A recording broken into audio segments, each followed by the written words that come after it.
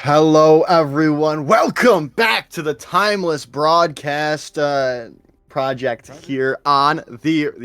I forgot the last word, but I got to it in the end. We are here on the Rift Overwatch 2 Twitch channel, and we've got, well, Rift versus Worldwide. Two teams that, quite honestly, have had a pretty rough start here, but both are looking to make a splash. And Rift, in particular, put up some good runs versus a lot of these teams. Even though they're 1-6, they're sitting at 10th place, and they've got still quite a room to grow and kind of punch up against some of these mid-level players. Worldwide, on the other hand, they've thrown quite a team together, but they've just they've fallen to the bottom, and unfortunately, they're still looking for a lot more success. So both teams really still a lot to prove and a lot to improve. Yeah, I mean, this Rift squad, as you see, at that 10th place at the moment with Worldwide at 11th. But they've taken off maps against these top level teams that we're seeing here right now Yeah. with O3 Splash, Pirates and Pajamas, Saints. All they've been able to take some maps away from them, which is a huge thing to go forward to, and that's something that they'll look to build on.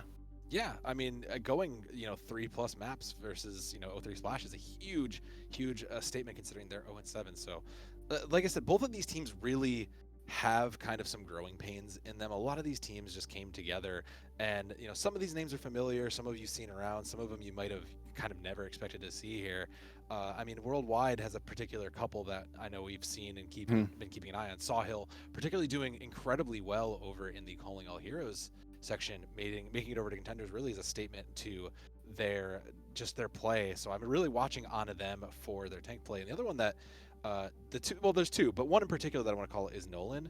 And Nolan has been an interesting player if you've ever watched them, because coming off of Avoided and coming off of those kinds of one trick kind of meme teams, to get picked up to Worldwide, like really also is a player in that flex slot that you really kind of are watching to see, can they back themselves up? Are they going to play at this contenders quality level? They've made appearances before, but just never really quite make it. Rift, similarly, names that we've seen before, but just not really found the success. Yeah, so like you were talking about that calling all heroes players coming into these rosters here with X10, who has been making a statement for themselves in this early contender season. And then we've got the two there, Chime and Astronex, have been together for a while on this Rift squad and going back to Hive as well. And then Yamitra and Abyss is still such a good support line. They just got to figure it out here. They've got the tools here, so it's just putting it all together is really what we're missing right now from Rift. I mean, from both of these teams in a lot of ways. Rift in particular, though, is one of those teams that they definitely picked up a few more pieces too.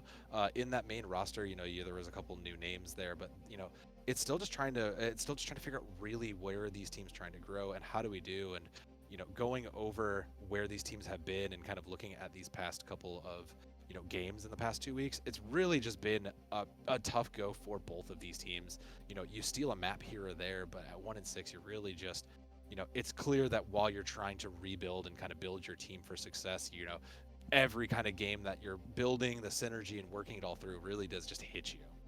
Yeah, definitely. As we do have our first map, it is the starter map for the game for round number 8, which if it is, yeah, it is Ilios. It is Ilios. But yeah, so this should be interesting. Obviously, we're gonna probably see a lot of Winston here, Sam. That's really the end all be all, unless we're going Brawl. Then we'll probably see a Ramatra or maybe a JQ if you really feel spicy. Yeah, there's a little bit of variation as to what you want to do if you really think you can't match that brawl. I'm sorry, that dive mirror.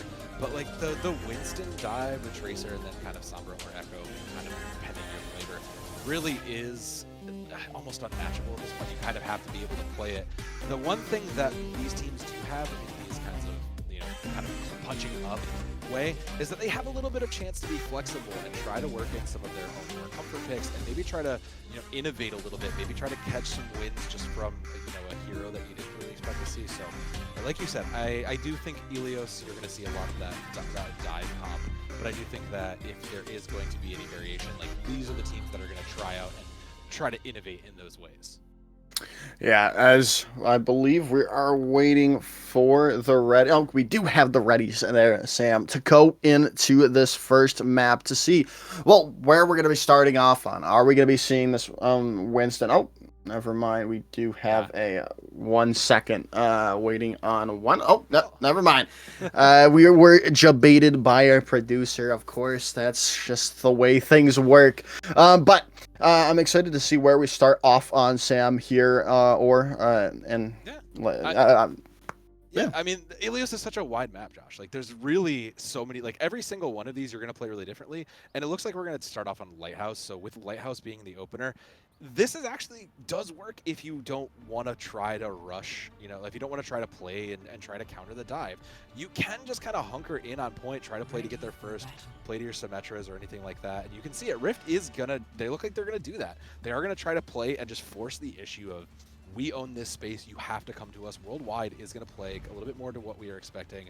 X10 will go over to the Tracer there, but this is going to be an interesting take because it's a clash of two styles here, and it's really going to come down to the finer micro executions to these teams to really make sure their particular style wins.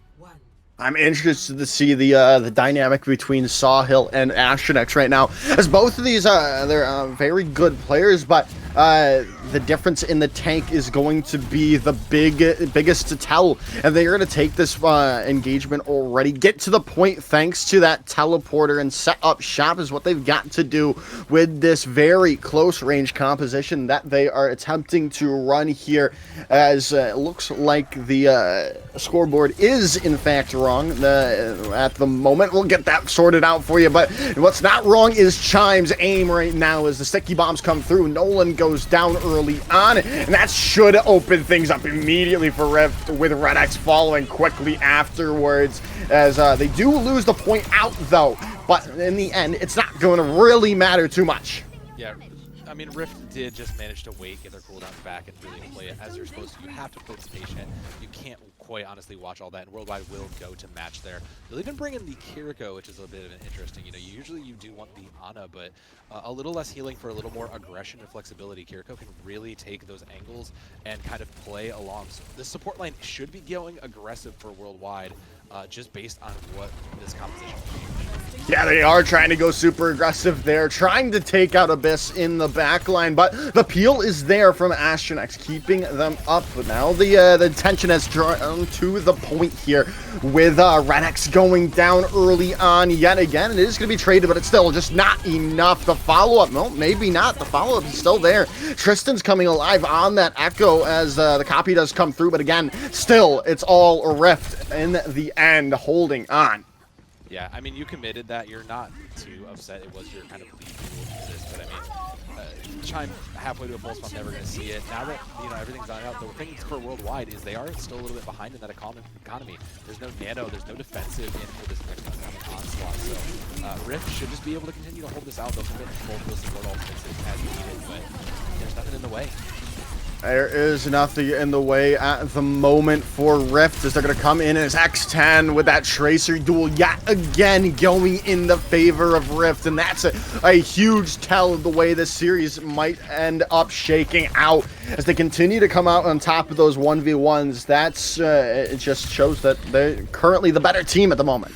Yeah, 82% climbing is going to be the last segment. Emerin did come into DMC though, so there is, if this is going to be their best chance, they have everything online for this. They just have to get past it. It was a relatively cheap fight for Rift. There's nothing really defensively going for them, so Worldwide should just be able to overwhelm this, but they're going to have to get there in the nick of time. Oh, and the EMP does come through, but it only gets onto Astro there, with the copy going over to Chime, and they've already lost Tristan with the Primal Rage coming in from Astronex, trying to solidify this fight. Sawhill trying to change things any way they can with a Raging Monkey of their own, and they are going to get a nice juggle here in the corridor, in the pool room, taking Abyss out, but they've already lost so many players on the point, but still, they are finding picks on this point, and it's looking like they are able to come back at the 11th hour, with Tristan finding 3. Tristan came to life there, like you said, and it was exactly what they needed. They committed pretty much everything into it, but now it's going to come down to the Tracer duel again. Both pulse bombs up, and it's been a little bit of a toss-up. X10 has been getting the better, which means that Worldwide has been struggling and losing that space early. So really kind of seeing how Emerin or Sawhill's going to just turn this Tracer duel on its head. Yeah, and that's a huge way to turn that Tracer duel, like you're saying, into the favor of Worldwide. X10 now gone out of the fight, and well, uh-oh, that's not what you want to see, though, if you're Worldwide. They've already lost Sawhill. They had that fight winnable. Is now Rift can come to this point, and Redx is gone. They have to make some swaps to get back to the point. The Pulse Bomb stick is there, but they've already lost their lives because of it. As the overtime bar ticking away, the Chuch will try to be there. They get there in the end, but for how long is the question? Nolan so low going down the Chime. Redx is on point, but well, they're gone yet again. Chime finding all the picks that Rift need in the world. The EMP does come through, but they pay for it with their life. There's no follow-up coming through. Tristan's back to the point, but there they go quickly back to spawn. Rift take round number 1. Unfortunately for Worldwide, it just kind of got caught out by their own decisions in the early part. It's that kind of snowball effect of, you choose the wrong comp or it doesn't quite work out, you get kind of pushed out of it, you have to kind of start from zero. And Tristan, despite the heroics, really put in the chance and really put in some flex work to try to get the point in their control, but it just ended up being too costly, too late. So over here on Well, I say it looks like they are going to keep into it, and Nolan going to pick up the Moira. Makes sense to me. That's what they are known for. So I do like that adaptation. It does give you a little bit more raw healing, but you still are losing the power of the nano there. So I'm very interested to see, does this stick? Does this come through? Or is there something that Abyss, this kind of Abyss versus Nolan choice decision is going to make the difference in the end too? It really is. You get that sheer amount of damage that you can get from Nolan, or that extra bit of utility from that the anti-nade. We'll see how it works out, but again, it's not working out for them to start things off, as Nolan's the first one to go down. Chime is a man on a mission right now, though, Sam, continuing to just find these picks all the time for Rift here as they take out Tristan and get the point in their favor quite early, but Abyss making a swap. It's going to be a quick swap, but I mean, it's, again, these swaps do tend to be a bit of a problem. The Kiriko is going to be coming in, and I guess you don't really need the nano. It's not necessarily going to be the greatest. Emerin on this Sombra has been, the hacks have been there, but realistically the follow-up has not been, as Chime has just continued to kind of free roam on this. I really want to see them focus out Chime a little bit more. They do have the pocket, so it's going to require a lot more focus down to get that Echo out of the skies. As they've got to focus down that Echo, who's just been, like I said, a man on a mission. But hey, when they take down their front line, Astronex going down early on, now things open up for Worldwide here, Sam. They've got to clutch things up. The hack coming through, but the follow-up still, Chime going to be able to get that copy over to the Moira. Still, they are losing players. They might be able to build up to that Coalescence, but it's not looking too good at the moment for that ability to come online. The Coalescence does come through, but not in time for it to be used. But Chime still finds picks with the EMP built up and finishing things out for Worldwide to get the point into their favor. The one thing that the Sombra does have going for it is that the longer these fights go on, Josh, like, it just works in their favor. EMP will always close out a fight. And I did like the copy. Like, the longevity of Echo really does lead to a lot of it, but Rift going to make changes of their own now. Now we're going to go a little more full anti-dive here. They know that they need a little bit more versus this Moira, so it's going to be the Junker Queen to bring it out. I mean, there's just a few more ultimates now for Worldwide. They should have Coalescence and Primal. That should keep that kind of frontline damage up here. Mitra is going to have Valk, and that's going to have to sustain for now. That sustain from the Valkyrie has to be there, but, well, they've also got to find picks to get back into this and deal with the Coalescence now coming in from Nolan, who has found out Chime, who did look to take a bath in the well, forcing back Worldwide. They still have this time on the board. They've still got the advantage in the capture percentage, but things are not looking too hot right now for Rift. Yeah, they're crossing over that 50% mark, but you're not too concerned. If you're Rift, you made those changes to the Kiriko and Joker Queen that are coming in. X10 does have Pulse Bomb. It's going to have to get through a lot, and this Kitsune Rush is up. You have the duplicate as well, so the ultimates are favoring you. A longer fight still suddenly doesn't look as scary, but Red X kind of stuck there. They can't afford to. They have to play more to this cover because Chime has just been free firing in with no contest, and that has been the primary target for a lot of these games. It definitely has. Ooh, and it looks like a missed copy there from Chime. The Coalescence. No Coalescence. What was I seeing there on the point? But it was the Kitsune Rush coming in from Abyss there, trying to keep things going for Rift to try to change this back. They have lost the capture percentage advantage, and well, they've lost Abyss now as well. Things are not looking too hot for Rift. They've got to figure it out. The Pulse Bomb stick does come through. X10 taking Nolan out is huge. That massive amount of healing is no longer there. The Rampage comes through, but it's just not looking to be enough for Rift. They're up to 98%, and they really don't have anyone else to stabilize and stay on the point for the time being. They've got these last couple of stragglers, but they need to find a pick, and that's the real bane in their coffin, and losing X10 like that probably has sealed the deal with the EMP coming in. That's all they need as the Coalescence is out. The Pulse Bomb takes down Astronex, and Chime falls quickly afterwards. Worldwide tie it up 1-1. Sometimes you just need a pretty light show to celebrate your win on that one, and it was a good take from Worldwide. I like that these adaptations. You know, Nolan is a known Moira player. That's, I think, one of their strengths, and at this point, that's what you got to be playing to. So this little adaptation, bringing in the Moira to kind of balance that out, really is catching Rift on, you know, a back foot. They're not really quite sure how to deal with it, and I do think they're gonna keep making these changes. They're gonna bring in the Brig, and yeah, that's what I expected. I kind of feel like you just want the Ana back. Like the purple just does so much. Yeah, you can fade out of it, but I do think that there's so much value to be had out of the Ana between the nade and the burst damage. X10 gonna pick up the Ashe as well, so. I think Rift really just needs to put a little bit more resources into, like, just keep enabling Chime. Just keep the main tank up and allow Chime that free airspace to basically, you know, continue to fire in and get that burst damage down, because that is when they've had the most success, is when Chime goes uncontested here, and that's going to be their way they can close this out. Yeah, definitely. They've got to figure out how to get back to that first round of Ilios with Chime just reigning supreme from the skies without very little contest. And then it really comes back to, like you said, allowing Astronex to make space for Chime to do so. But they've now come onto the point. The point is unlocked. Who can start it off, as they are getting some shots in, but again, Worldwide are the ones to start things off, but that didn't go their way the previous time on round 1, so maybe that is an omen, a good sign for Rift to come in, with Emerin going back to spawn thanks to X10's aim being true as always, as that should finally be enough for Rift. They are going to contest things out for a little bit longer, but Rift have the upper hand, and finding those last couple of kills are going to be able to get that point in their favor. I really think that these dives just are a little messy in some ways. You know, Emeren's getting these hacks off, and you can see them trying to almost solo whatever target they pick, but I really do want to see Sawhill kind of follow up and really just connect on those dives. That kind of miscommunication really can do a lot. Chime has built up a duplicate.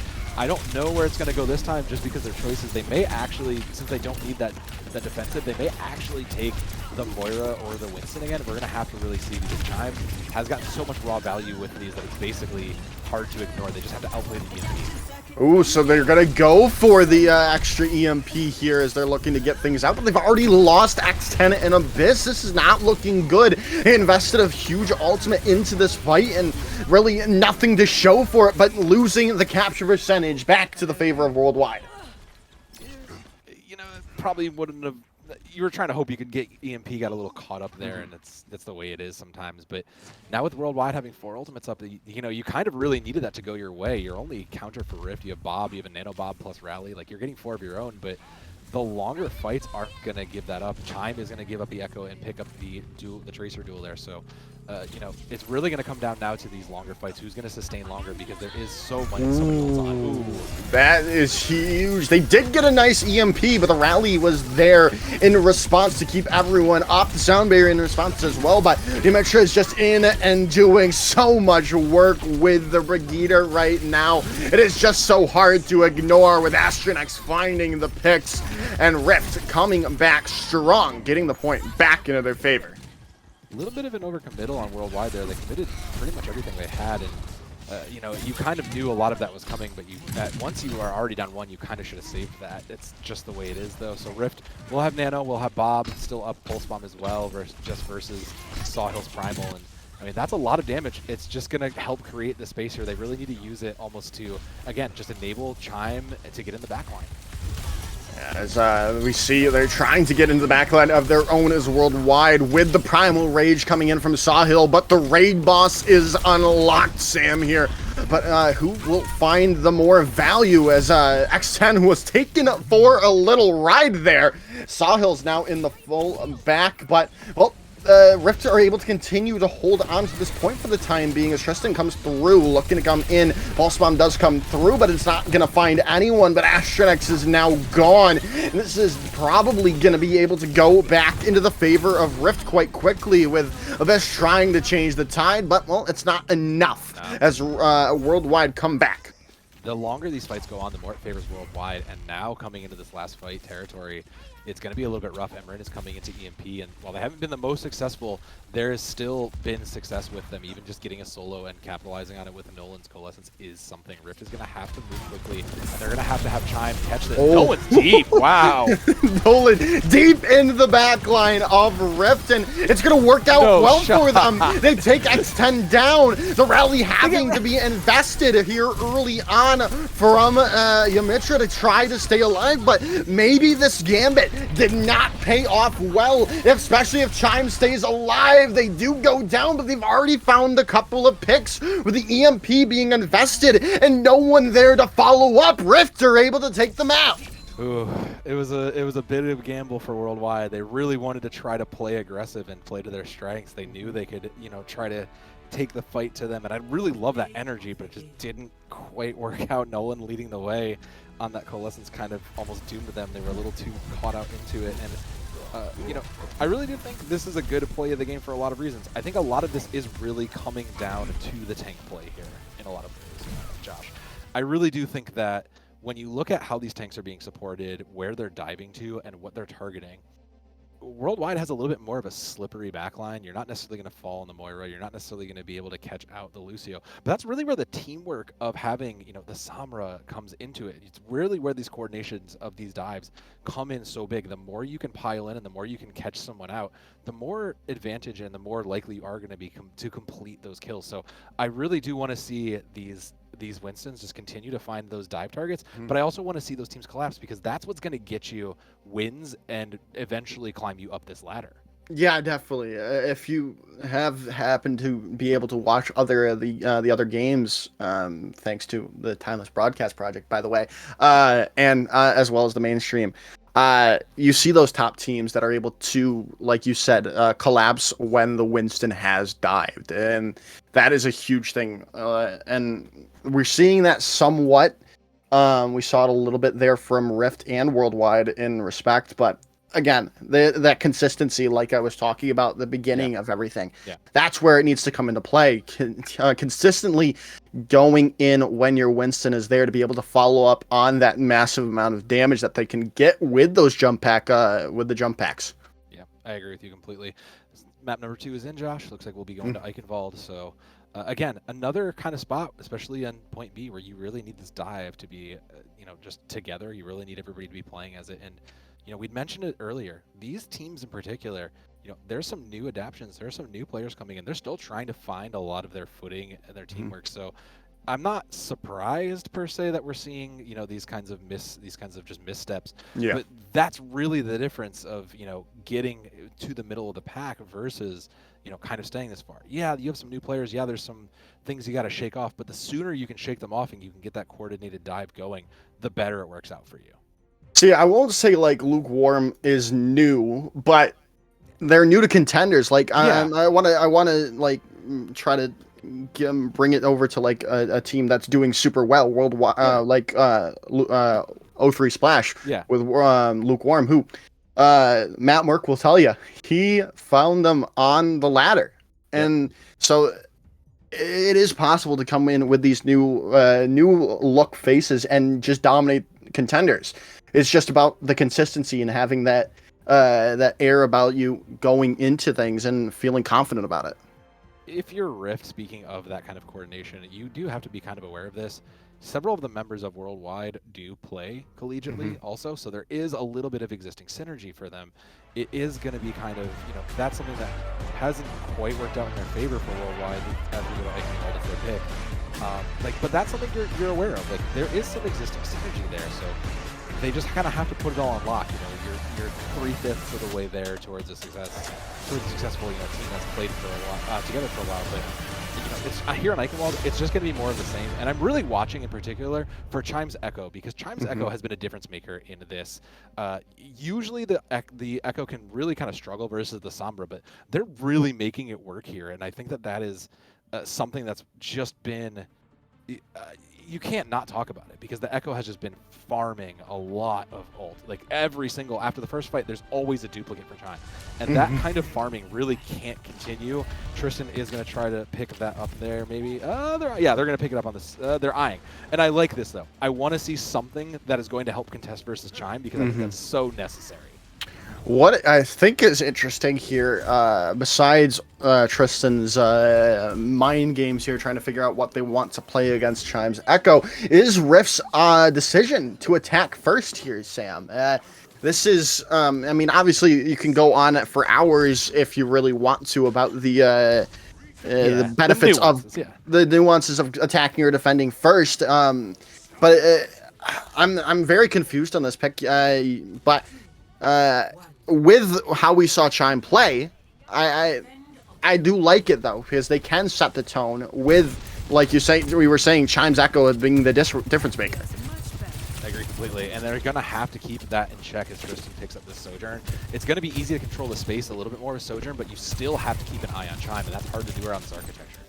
It really is. That's why Pharah was just so good in Overwatch 1 with just because of this architecture. But, well, right now it is Astronics pushing the objective for Rift in the backline there. X10 looking for an assassination, but no, not able to get there. But they are going to be able to get them into the room, trying to take them out already. And, well, already 1 point of progress going into the favor of Rift, and now Chime able to take down Tristan, as they might not even just get a touch, as Chime's just going to be the one-man wrecking crew for the side of Rift, as they open things up. 5 minutes and 30 seconds on the board. Oh, I was going to comment a little bit earlier on that after that late pick too. Dang. I was going to comment, they look like they're playing so passively. I understand wanting to try to get Tristan with that Sojourn into a position where they just have the most sightlines, but you can't, you have to deny that chokehold. And already, Worldwide is losing the important high ground here. You have to maintain this so that you can control all these different entry points, and they're already losing it. Rift is just taking the space aggressively, and now 3-4 ultimates up. They are just continuing to run this. Well, thankfully, though, for Worldwide, they have come back. Sawhill is able to take down both Chime and Abyss. And, okay, so, still investing ultimates into this fight, and it's still gonna work out for Rift in the end. X10 takes out Red X, and Tristan, decides to go into the mouth of the beast of Rift, and they go down as well. This is, still Rift being able to really not have any snags at the moment here. Yeah, they didn't commit a single ultimate, Josh. They literally just won that in a dry fight. That just is such a great place for them to be in. They are playing so well. They're playing aggressively. Look at how far they are taking these dives.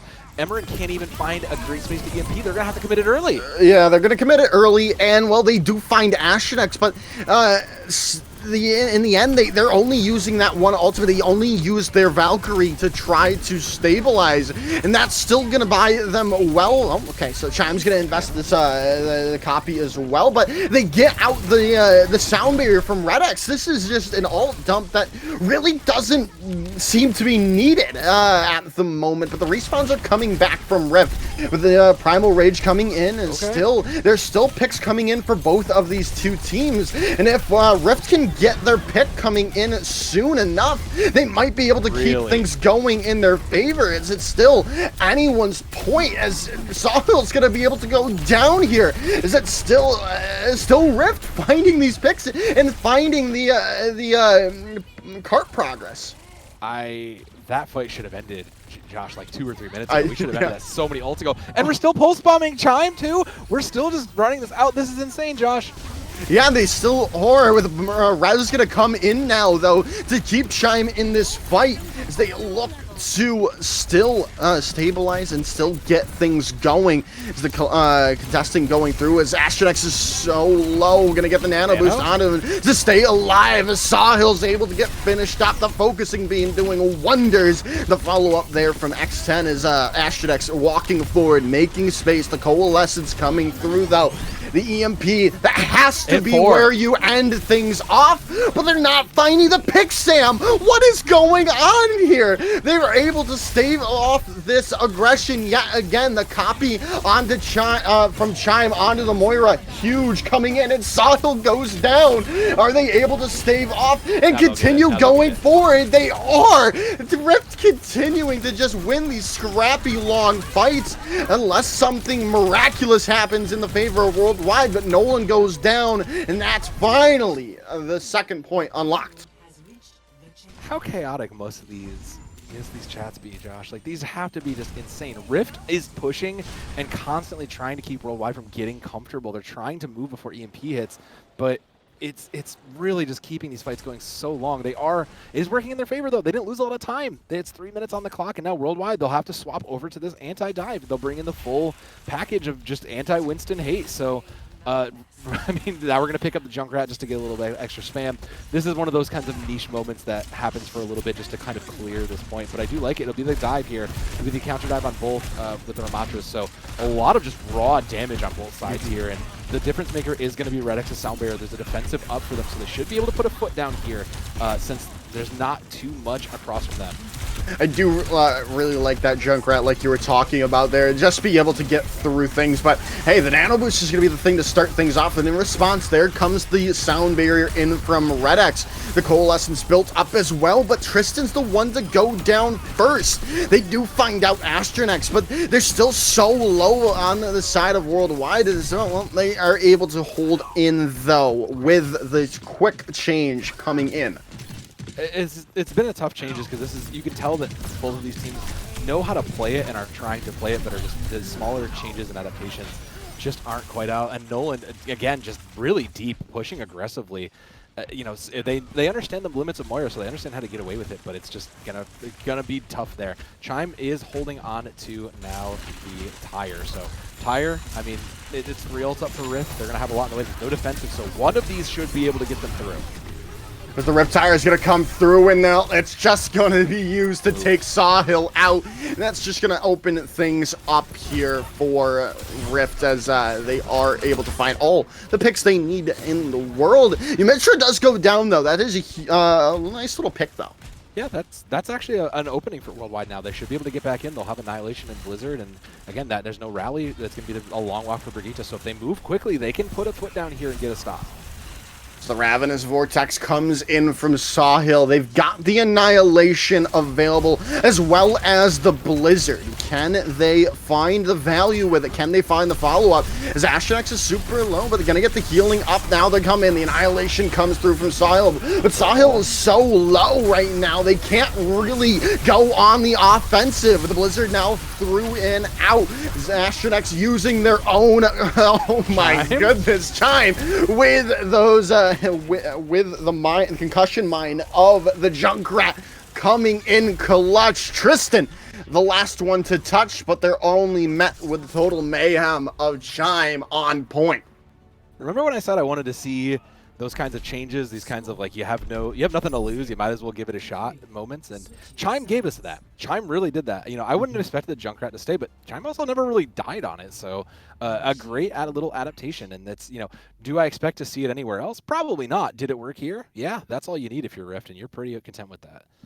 46 seconds though is a little bit less. You know, you would have liked a little bit more of time, but I think you're pretty happy overall. If you're Rift, you're going to go back to your dive on this defense, and I mean, you feel pretty good considering you were able to set the tempo versus Worldwide, and I think that's the best thing you can ask for. Yeah, definitely. And then with obviously with that huge time bank you had going into second point, you were hoping for around 2 minutes, I would say, or at least more than a minute. But in the end, if Worldwide can get to the end as well, they are going to have a chance in the overtime rounds. That's the huge thing for the 46 seconds. They didn't get down to overtime, but right now you are very oohing and awing about these compositions here, Sam. So tell me why. I mean, I do. So they're coming out with the anti-dive, and I actually like this, considering how aggressive Rift has been playing, you know, with their dive and really setting the pace. I like this. This is a challenge in a lot of ways. It's saying, Worldwide, look, we know you're going to run the dive, but you got to play on our terms, because we're not going to come to you. We're just going to sit on the point. We're going to allow the space for X10 to kind of hit those sites, and we're going to force you to come at us. So this is really a great challenge for Worldwide's dive to see if they can really pull it all together and find a pick onto the opposing members of this anti-dive. Well, not like that, though. Not like that, though. That ain't it, Chief. That's not it. That's not it at all. There's good question marks coming in from Worldwide. X10 finding 3. The question mark, the well played from Emerin. Well deserved for X10. God, this is giving me wub flashbacks from the last time I was on stream here. Man, that's impressive. Yeah. But that's what this Hanzo does here. Like, that's... I mean, that's what this Hanzo does. Hanzo just finds one-shots, finds value, and as long as X10 has these sightlines, they'll make it work. They're going to pick up the classic pharmacy here now into the anti-dive, so really a lot of pressure onto X10 as Red X has that support from Mirren. Well, we've seen X10 be able to play other heroes, so if they need to... Okay, so well, they don't need to play anything else. They don't need to do anything else. They don't! X10? What is going on? What is going on?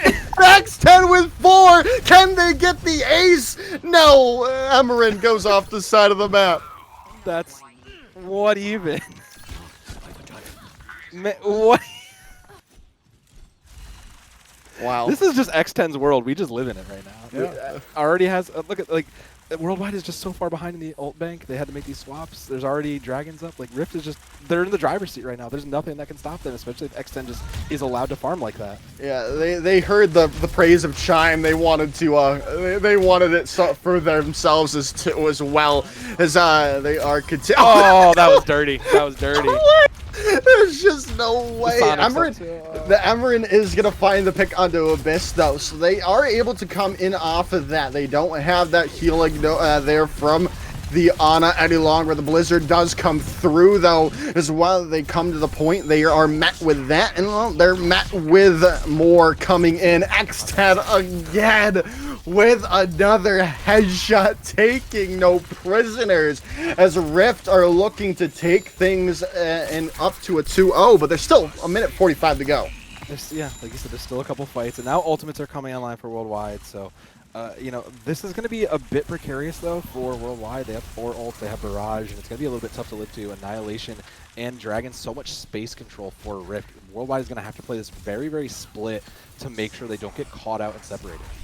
So the Annihilation is going to come in early on as well from Ash. Oh, no, Astronics is not used theirs just cool. Yeah, there they go, coming in. The Barrage does come through as Yamitra goes down in the midst of their rally. So that is very much in the favor now of Worldwide, as Emerin is able to land from rocket shots from on high, as finally opening things up for Worldwide.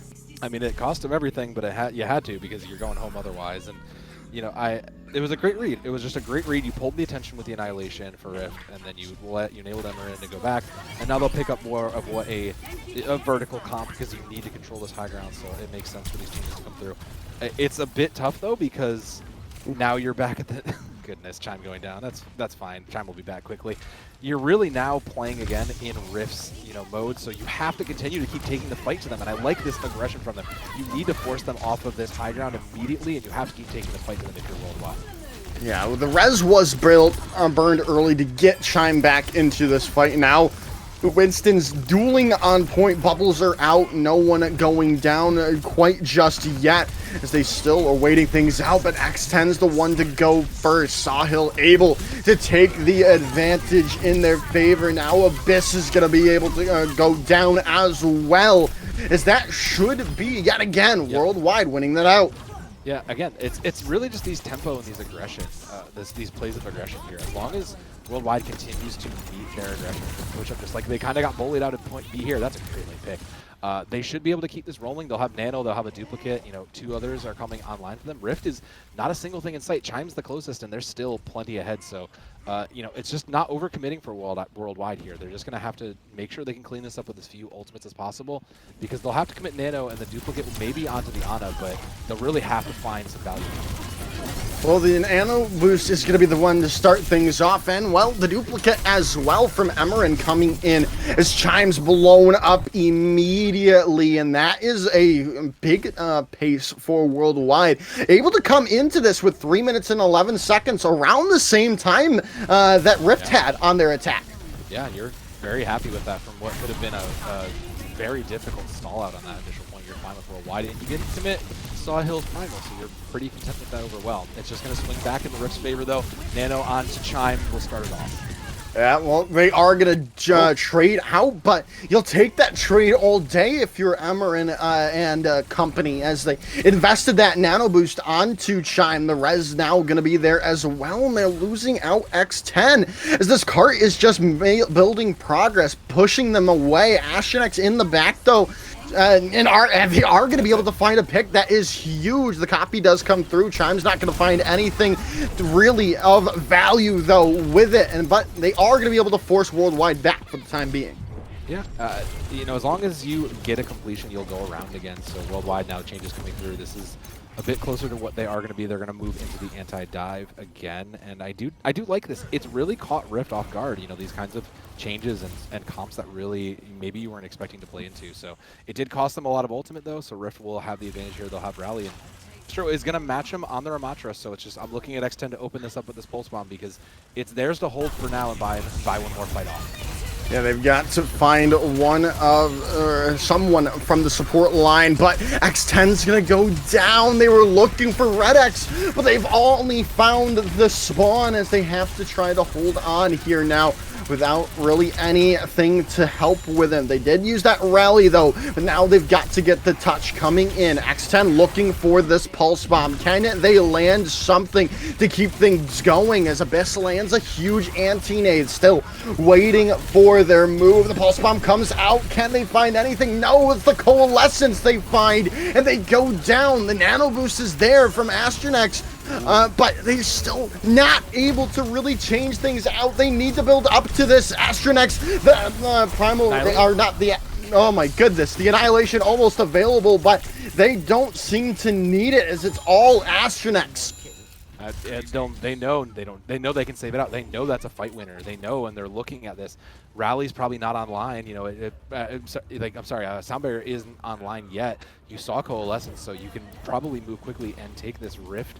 Has the tools. They're coming into 3 ultimates, including 1 defensive. So they just have to get past Red X's Sound Barrier, and it may cost them the Annihilation. So I'm actually watching for Chime to maybe try to get an Annihilate of their own to try to close this out. Yeah, we'll see. Could we get an assassination? X10 back onto the Hanzo. If they can get that beat out of this fight, that might have solidified everything. But the Blizzard's going to come in from Emerin. The Annihilation is there. They've got to keep Astro up, but Astro is gone. The Sound Barrier invested as well. Chime's going to go down. They're not going to be able to get it. The rally is coming out, though. Can they hold on?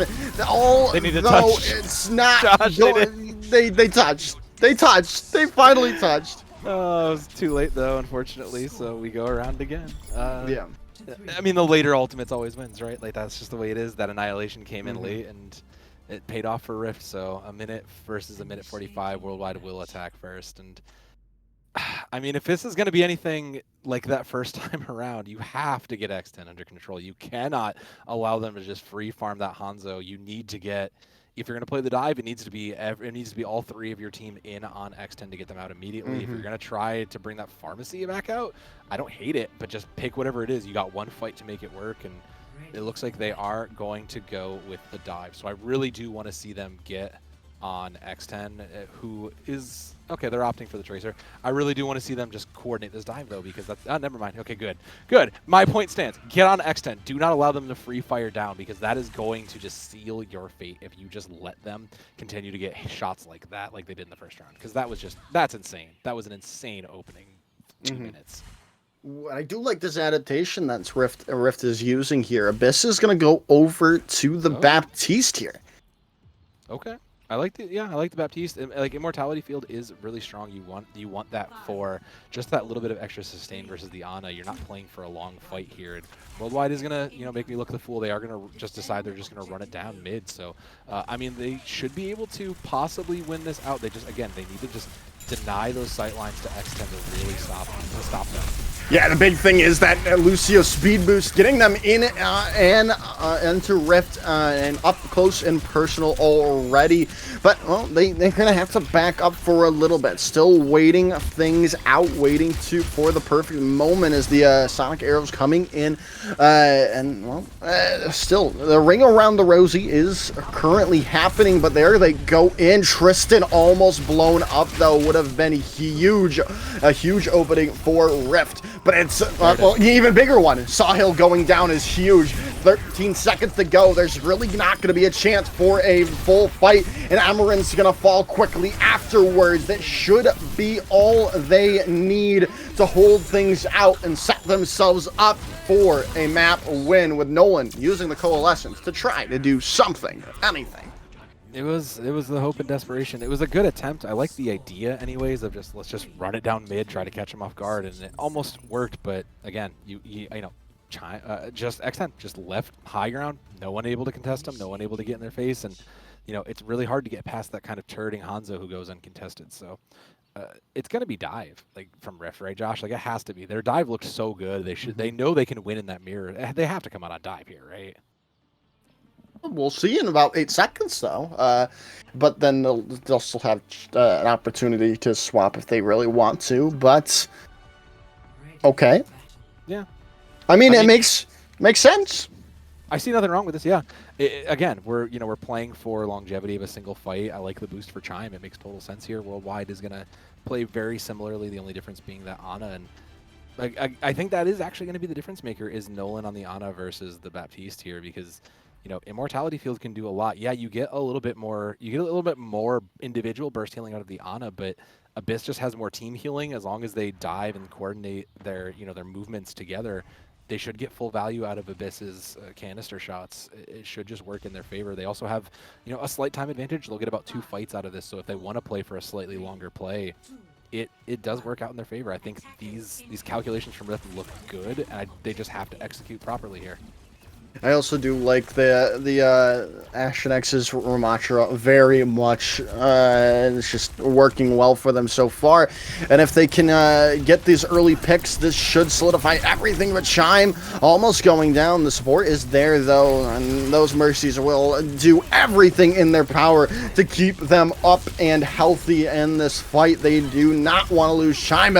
X10 almost getting the assassination onto Nolan would have really put Worldwide on the back foot with the Ravenous Vortex coming through. Sahil's so low, the healing there though yet again, but now it's allowed Rift to get to the point. If they can stay alive, they need to keep Astro up. It's down to 55 seconds. The Ravenous Vortex out. They're able to get away, but Sahil goes down. Chime is on the Echo and continuing to dominate as that Rift take map number 2.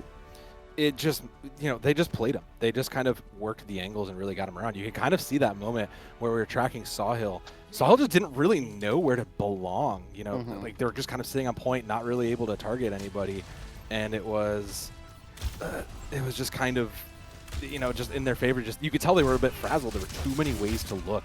So Worldwide just kind of caught with their head spinning from Rift, and Rift playing it up gives them the well-deserved 2-0. And if they can keep Worldwide's head spinning like that, they should be able to get themselves a little bit further up these rankings. Yeah, they're looking a lot cleaner here, Sam. That's really the thing that they need to work on, and that's working for them in the Yeah. end. And if they can continue doing that, I think they can turn things around. They still have a difficult schedule going forward, but while I look at the schedule going forward, we have our map coming in. We do have our map coming in. It will be Circuit Royale, the new darling of the payload maps. So, this is kind of a standalone, honestly. This just whole, takes a little bit. But I don't know about you, Josh. I need a second. I need to catch a breath because watching X10 just pop off on that Hanzo leaves me a little bit breathless. Let's take a quick break. We'll come back whenever everybody's ready to go in lobby.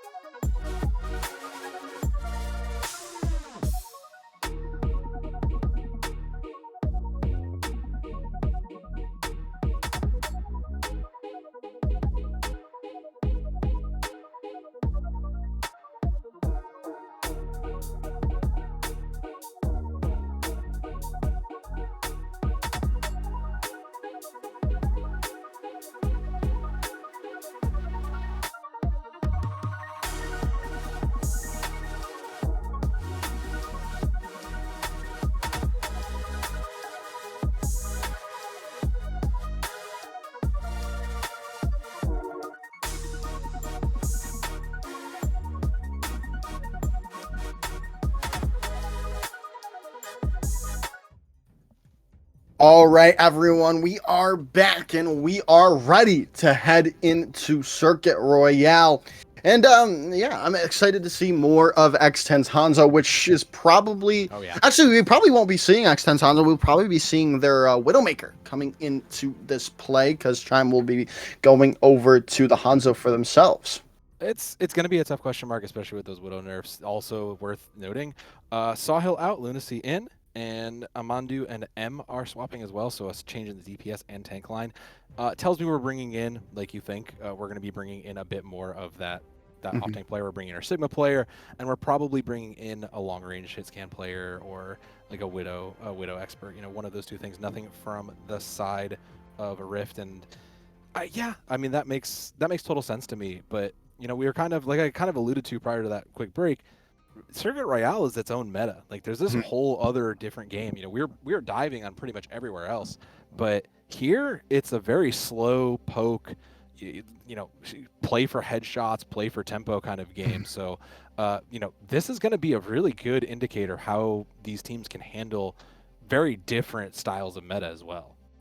Yeah, definitely. And I believe I've seen I've seen Rift play Circuit Royale before, and I think they lost it the last time I saw it. It was against Strix, but they still did show out. I mean, it wasn't a sweep from Strix. It was a very close match between those two, and I'm excited to see again X10 coming out on the Widowmaker because that's what they've preferred to run on this map. I mean, hey, if their Widowmaker looks anything like their Hanzo on Eichenwald, you have to be concerned if you're worldwide. Like, it doesn't matter where you are in the world. You have to know that X10's Hanzo is coming for you, and they will hit that headshot. But you know, there's still a little bit of a question mark since those Widow changes. You know, Yeah. is the Widow still good? A lot of people still kind of, you know, I think we're still kind of figuring it out. Is it worth just picking up a Sojourn instead and playing a little bit more space control? Would you rather have the Hanzo? You know, there's still a little bit of a question mark for both of these teams. So this may be one of those cases. We did see the Sojourn come out for the side of Worldwide. So this may be one of those cases where that is a comfort pick for them, and it also kind of works in their favor here for this kind of change of tempo and map. Yeah, definitely. As well, if you want to, the Ashe is always available as well, but you usually do have to invest another support to get that extra bit of damage onto them. So Ashe is kind of a give and take, like I was saying, but we'll have to see what these two teams are opting for. Yeah, and you can kind of see it. We knew the Sigmas were kind of going to be like non-negotiable here, and you know, this is going to be the question mark. I don't think X10 is staying on the sim, just giving a little bit of musicality here. Hey, I respect it. Anybody who can learn to do that. It will be the Widow Hanzo for Rift, and I don't blame him. The Zen. This is all pretty bog standard, so this is about what I was expecting. And you know, you can see the teams going on about, you know, are we spawn camping? Are we close holding? No. You know, yes, no. But you know, this is going to come down to just almost a 1-to-1 matchup, because you have to watch these snipers. These picks that come out are gonna really set the pace and the tempo for how this map will go. Whoever can just kind of dominate these long distance sniper fights will be able to keep the car moving or stopped. It's just talking about a completely different match in Yeah. chat as well. Yeah. Talking about the 03 match, but they are now here. X10's already made. Oh, that was almost a huge shot coming in, but the Widowmaker duel is forever going to be present. And, well, X10's going to come out on top. Lunacy's going to be the one to go down. So, Amadu super low there as well. Going to have to be running for cover, but Chime going to be able to shoot an arrow through the way to take them down. And this might just open things up, especially if they can take someone down here late. It's going to come down to it. They've got so much space. Chime, this is exactly what I was afraid of, Josh. It's just Chime, just being able to hit these shots and just have free reign. And, you know, if he continues to go and contest it, it's just going to be, and it's already point. That's already point. There was no question. There was not even a fight. You know, they basically got everything they wanted out of this. Yeah, this is crazy. They do have the picks coming back in to start their hold, which is a perfect place to hold on this point, but it is going to be more difficult coming forward with the spawns being now in their advantage.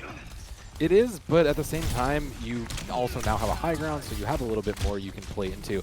I do think that just Worldwide in general, these last couple maps have been playing very passive, so they're willing to kind of give up that space and play towards, you know, as far back as try to play to the spawn advantage as far as they can, but it hasn't worked out for them. And because of that, we're still in the neutral. Red X is going to have the first ultimate online, and Chime opening means that that's probably a go immediately.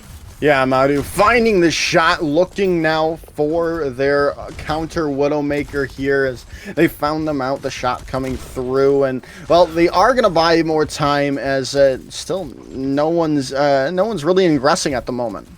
It's, yeah, again, this is going to be a stall out moment because we're waiting on those picks, and that Zen is a huge pick, though, especially with Chime following up with one of their own. Yeah, they've taken them down. Astronex super low, getting caught out by that gravitic flux, but the immortality field's still there, keeping them up and healthy, and well, it's all Rift in the kill feed yet again, and only needing that Hanzo ultimate. They still have 4 to go. And that's going to make this even further. These kinds of moments just snowball for Worldwide. Yeah, they have 2 of their own, but they're missing that very, very important. They're missing Transcendence. Like, it's just going to be a free flux for Astro. So even soloing this flux is going to be just a free win. They might even get this point for free, Josh, if they're going to play this passively on Worldwide. That's really been the problem we've seen from Worldwide as well. They've taken things so passively. They are going to invest that Dragon Strike, though, but they find a headshot with the sonar arrow. That is pretty much all but over yet again with the Gravitic Flux cleaning things out, but the Transcendence invested by Nolan. Oh, no, that's not good at all, Sam. You can see the miscommunications and the kind of flustered is just coming through in the gameplay, and Rift continues to roll this at 4 minutes and 30 seconds. It's, oh man, Worldwide just needs a full reset, and they're going to make some changes to do it. They're going to bring in just so much. They're going to bring in the Ana Genji. I mean, they're just going to bring into now a whole just distraction backline. So this is an adaptation that we've seen a couple times, but it is really dependent on Amadou to get in there, to get in the backline and really kind of get the support from Red X to win and force duels out, especially now that Rift is set up on this high ground. And just rolling cart for free, mind you. There's no contest on cart for this high ground. For free? Question mark? Yeah. That's all they're getting right now. And the Dragon Strike takes down Lunacy.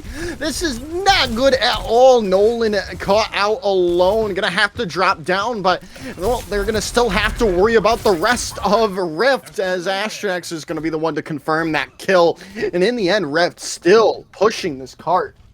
And they've not dropped a fight, Josh. They've just been rolling this. They are sending them through the Rift into another dimension. So Trance is up for Rift, though, so they're ready for anything that comes their way. And, you know, closest is the Kitsune Rush, and it's gone now, so that's gone.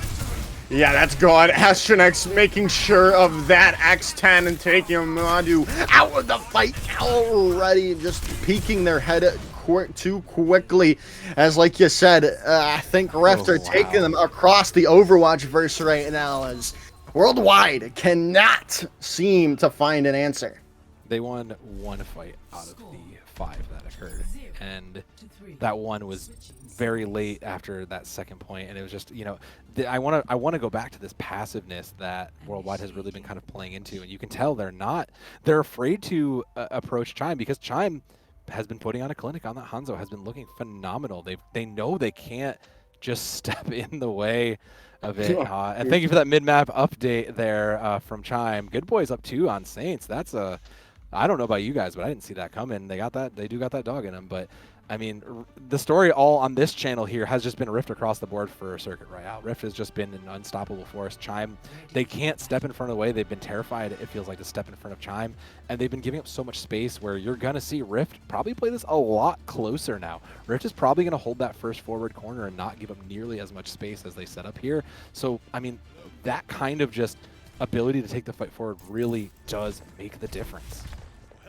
Yeah, sorry about that. My cat's being kind of a butt right now, so I had to try to keep her aligned. But I'm now excited again to see Rift's defense here with them still on this Widowmaker.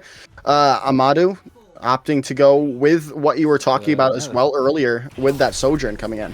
It's going to be interesting. Oh, great shot. Almost. Yeah. And that's the changes that from the Widow. In pre-patch, that Widow would have been a headshot where they would be back in spawn waiting immediately. But thanks to those changes now, X10 is going to have a little bit of a harder play versus this. And now there's going to be a lot more space for Worldwide on this first corner. Yeah. Yeah, as Abyss is going to go down early on to that Disruptor shot now. X10 has to back up as Amadou has free range with the Sojourn, trying to build up to that charge, though, getting to that secondary fire headshot kill that we all know and love with the Sojourn. But right now, they're just getting everything for free right now. I mean, this is kind of what happened to Worldwide in round 1, so you're kind of pretty okay with it. We'll put their foot down, though, and I mean, that's fine. X10 did manage to open up. This is about the range you want for X10 to kind of come through and clutch this out, so the hold will come through here. It's just going to be a question mark of, you know, who's getting the first ult, and looks like it's going to be Yamitra that's going to get the first window and try to keep this angle covered. And if they can get this angle in control, they should be able to hold. Yeah, they should indeed, but they still have this high ground to their advantage, but they can't really peek out, though, because we've seen X10 just click heads time after time. So they've still got to be careful, and well, when they're not worried about X10, they're worried about Chime, as Chime now comes alive with 2, and that is Rift holding on yet again. I really do just want to see with this comp, I really just want to see them burn down the Sigma. I really think that that is where, you know, if you're not going to win, if you don't think you can win versus X10 and Chime, who have been keeping you in check for the most part, I really do think you just need to put all systems in on Astro and really just force the resources there, because you can overrun the Sigma with this comp. I think you just need to put the resources into it. Well, they have taken Abyss out of this fight already with that Amp Matrix coming in from Nolan. as they still do have the ultimates to hold on to this. There comes in the gravitic flux. They've got the immortality field to keep things going, but X10 again able to click heads, and Red X trying to get into a place that they can get that res, but they're just they're holding it so well, it's just not possible, and they win it off the back, those two ultimates yet again. Yeah, and Red X gave up that specifically for the Mercy, trying to just know that they have res available. Flux is there. They get Chime, and that is a good opener because that is an ultimate gone, means they should be able to push on this. Yeah, they're able to push on, well, the pick onto Chime here, as they do not have that Dragon Strike available for this late fight now, but they're going to use it from the spawn room. But Amadou takes Yamitra out, and that...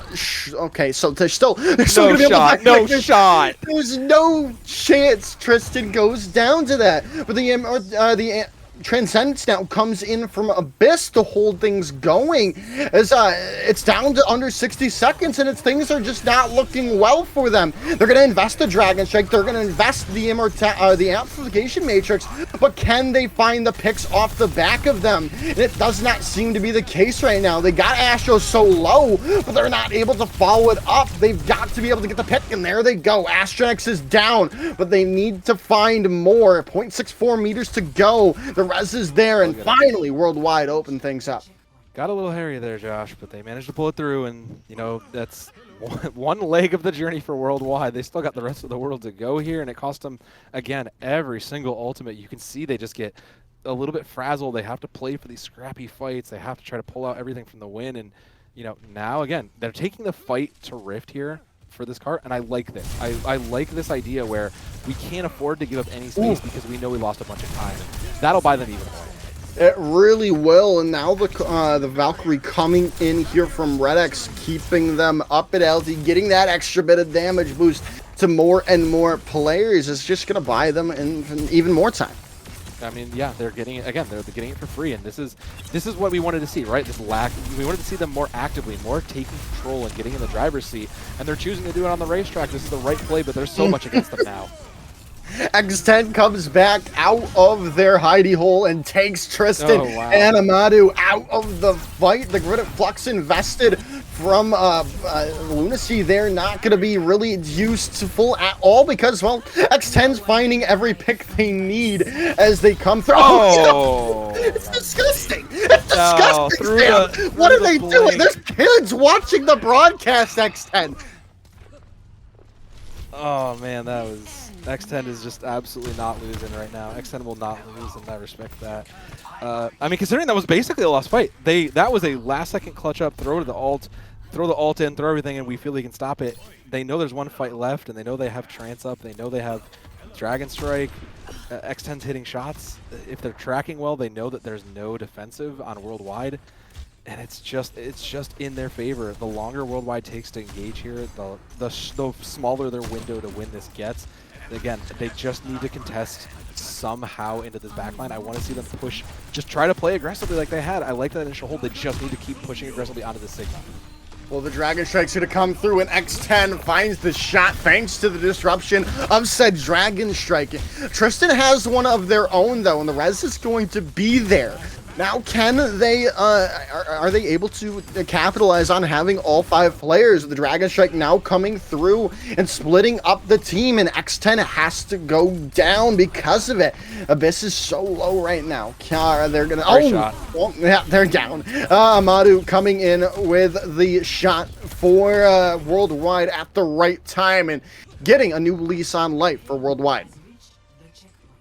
Hanging in there. Fighting until the end. You got to give it to the Worldwide team there. They are giving it everything they've gotten more, and they may just see it around here. So, I mean, again, spend every ultimate to get it. Lunacy is coming around to a Flux, but there's still so much across from them. There's a Flux plus a Trance of their own, means that Rift has got whatever is coming their way covered. They just need to, you know, make sure they don't get caught out and play a little bit tighter, and they should be able to put a foot down here in one of these last fights. Well, Amadou's looking for X10 right there, but the rest of their team is already flanking around Worldwide into the backline. Astronex did, in fact, use the Grid of Flux to really no avail, but, well, now they've taken down everyone they need to besides Red X, and Red X is going to be quickly finished up as Rift are looking to hold things out. A minute to go. we're in last fight now. Both support ultimates up for Rift means that they should be able to get this. And I never thought I'd be saying this, but X10 has sights, and that is arguably the most important thing in this moment with how X10 shoots. Not with Chime Down, though, means that they're going to have to get these support ultimates sooner. Yeah, they're going to use that Amp Matrix early on, like you were saying, and X10. The widow shot through it! That's just kind of rude, but they aren't going to really get much value from it, though. But well, they don't need value from the Amp Matrix when X10's landing shots like that continuously. The Transcendence does come out to counter out the Gravitic Flux of Lunacy. The Amp Matrix there as well, trying to find a way in for Worldwide right now, and that's just not seeming to be possible, as X10 just locking down all these sight lines here. I'm going to tell you the real MVP at the end of this, Josh, because there's been somebody that's been putting in so much work that we've been quiet on. But Rift is continuing to hold this back. They'll have the Dragon Strike, but they won't even get there in time. Worldwide will fall. Rift will take it 3-0. And turns out, Josh, the real MVP is Zenyatta Discord Orb, because that's really what gave X10 the additional damage buff to bait the T-Fox. I'm sorry. I really wanted to talk about this because X10 put on a phenomenal showcase here, especially in one of these particular moments, you know, coming up with those headshots. But realistically, the difference maker was the Zenyatta in a lot of ways. Who Abyss was, we didn't talk about much because the DPS were just putting on a clinic. But you know, the Mercy swap versus the Discord Orb really did make a difference, especially when you're looking at how do you get picks faster? How do you compensate for the damage that the Widow no longer has? Well, you slap a Discord Orb on it, you call it out, and you let X10 just go to town on it. So, you know, again, that kind of team play is really what keeps you up. So, Rift, hey, we're at 2-6 now. That pushes them up a little bit closer to the middle of the pack. Yeah, obviously they're still a little bit away from things because there's a kind of a divide between the bottom teams and the middle of the pack. Yeah. If we want to take a look at the standings here, yeah, Rift still in that 10th place. Timeless, interestingly enough, I didn't realize they were doing this poorly right now, and that's not what you like to see. Timeless, one of the really staples of the tier 2 scene. I mean, if you had told me this was going to be the case, I would say, okay, Good Boys actually had a rough start in the beginning. So there's a lot of teams here that, you know, you might have expected, or you know, some things predictable, some changes up. But I think that really speaks to the quality of these Contenders players right now, is that just overall, you know, it's, you know, we're kind of seeing as these go through, and yeah, there's the changes that come through. Pirates and Pajamas taking now at the top, and, you know, overtaking the undefeated 0-3 Splash. Like, these are still kind of toss-up games. You know, there is still, you know, there's still plenty of another week ahead. So there's still anybody's chance to kind of come up and get themselves in contention. You know, also the crazy thing about, I don't feel like we've talked about it enough, even though this isn't really about the game. The diversity in the nationalities that we're seeing from these teams. We've got players from United Kingdom, Turkey, Trinidad, Tobago, Spain, Denmark, Brazil, Australia, Netherlands. Like, that's just crazy to see. Yeah, Contenders NA, quite the diverse crowd. You think, but hey, I mean, I'm just happy we get to see all these diverse players, like you said, you know, getting this representation across everybody, and also just see all these games from this broadcast project has been super phenomenal. So we'll have to say, you know, we'll have to pack everything in for tonight because this is the last game of the night. I believe we do have an interview. Oh, do we have an interview? We do have an interview. Yes. Okay, excellent. So we're going to either go to a break. We're going to take a break. Yeah, we're going to take a break to get everything sorted out. We'll be right back with the interview with Chime.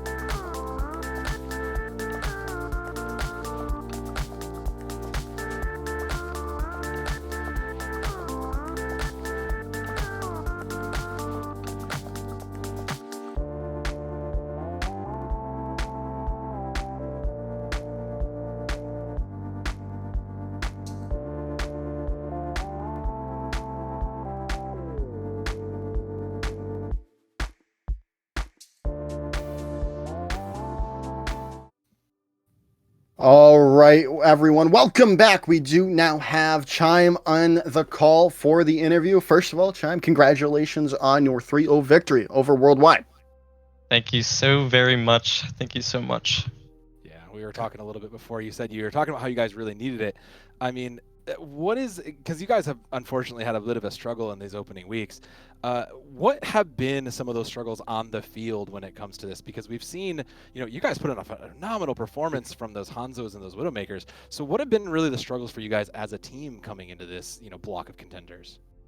For the most part, it's really just been like us struggling to adapt and listen to each other on the fly. Like a lot of the time, we really know exactly how we want to actually take a lot of fights and how we want to play things, especially like coming into matches. We do a lot of prep and a lot of vodding, but like when it comes down to the actual games, like we kind of just like I don't know, it's like kind of tone deaf sometimes. Like we just struggle to adapt or to listen to like the plays that each other are trying to make.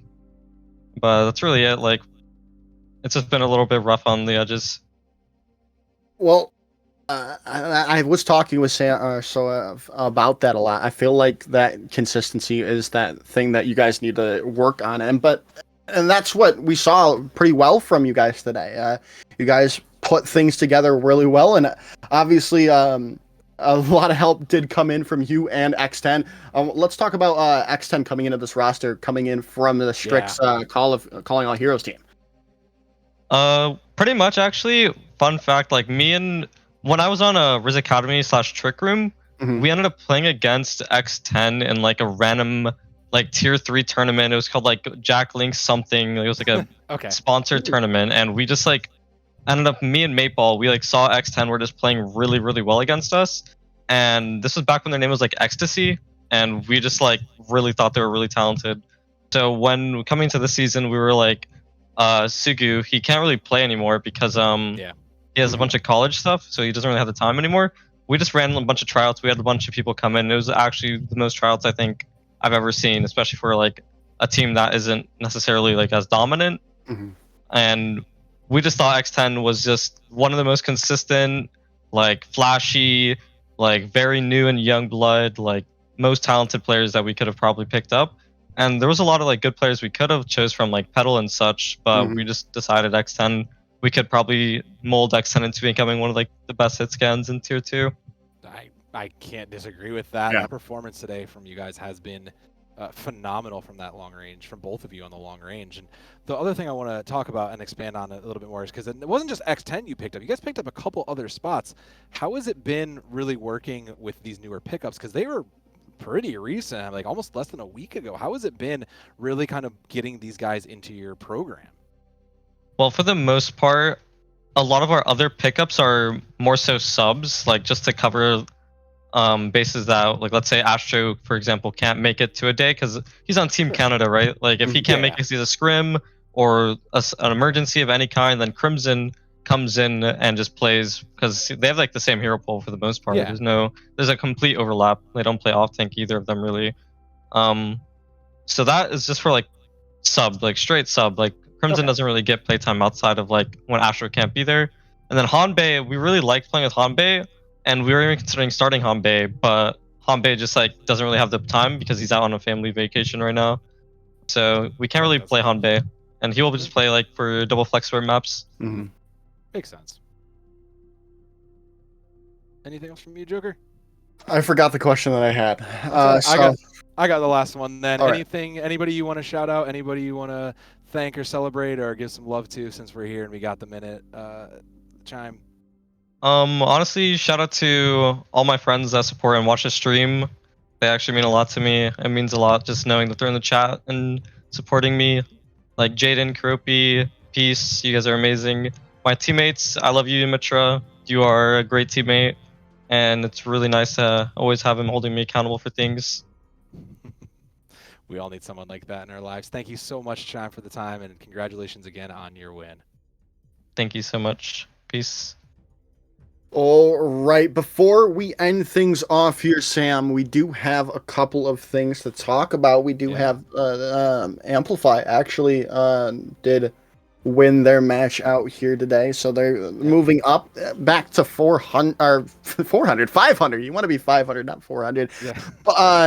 Yeah, Dragon Dance still looking for that elusive another victory like we saw from Rift there today. But we also have on other streams for the Timeless Broadcast Project, we do have Good Boys and Saints going on right now on the Good Boys Twitch channel.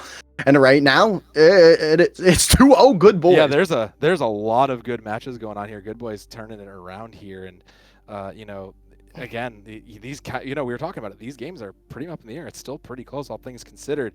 And if you are, if you're here for Chime Time, if you're here to see the rest of the Rift squad continue to play, there's still plenty of games coming up for them. You'll see where they are. They've got Good Boys, which is now I'm concerned for Rift because that's a tough matchup ahead. Timeless down the line on Monday and Tuesday. They have Dragon Dance. Again, another team still trying to get a good place. So not an easy road ahead of them for the Rift squad. So they need that support. Yeah, definitely. Those it is going to be pretty difficult to come in. I think Saints might have been trolling a little bit on that other broadcast though, because it did happen to look at the who was playing tank and Tree was playing Junker Queen. So take that with a grain of salt. Mikey is now in to play Winston, yeah. So and that might it'll be something you want to watch if you are still up and doing things. They still have a couple maps to go, but other than that, I want to have a huge shout out to the people in the Timeless Broadcast Project. Here, as we see there, all of those people. I see my name, I see your name there. But huge shout out to the leads of it: Chase, Doc, Poofa, the MFG, and I believe Dog with is Dog. And I don't know if that's a different name, but Dog in the Discord as well. I mean, this is no small project, as I'm sure you can tell, so all of the support helps. And if you want to support us, there is a donation method, I believe, somewhere floating around. It's exclamation point donate, I believe. I believe it's exclamation point donate, yeah. All of those, if you choose to, go to probably split amongst the pool or maybe to help give everybody a coffee for these late nights. But, shout out to everybody here who's been working these, because these have been an incredible experience for not just us on the front and in the back, but it's just incredible to get some more Contenders content out there.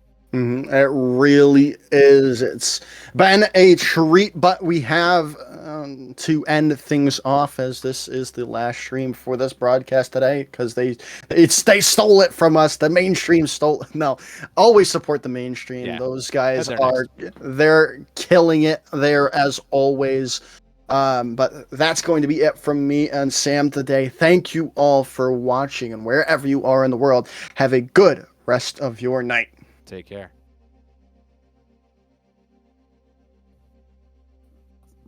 Beautiful stuff.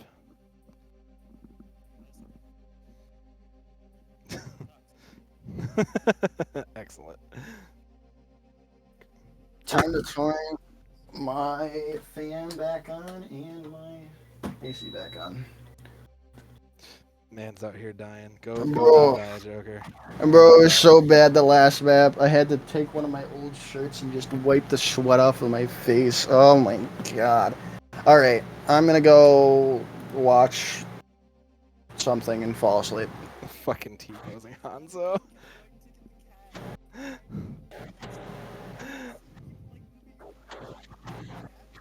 Cat, hello? Yeah, she's being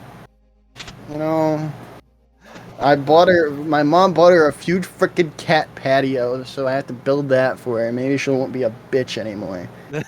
One day. All right. Everybody have a great night. Thank you for all the incredible hard work. Take care. Goodbye. Night, friends.